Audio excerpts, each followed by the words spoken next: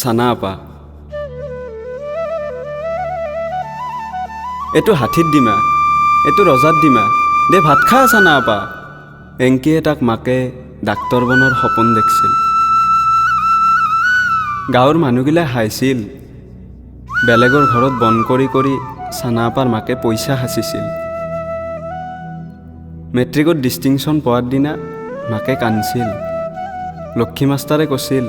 হাও কিয়ে মালেতি আপা দেখোন সোণাৰ বাপায়ে চানা আপাৰ মাকৰ চকুত একটোপ চকু পানী নিয়াৰ হৈ হৈছিল এতিয়া গাঁওগিলাত পাকাৰ ঘৰ 2 ঘৰমানত এল্টও আছে কিন্তু চানা আপা ডাক্তৰ হবা গেল যি গেলেই আজিকলেকি ঘূৰি অহা নাই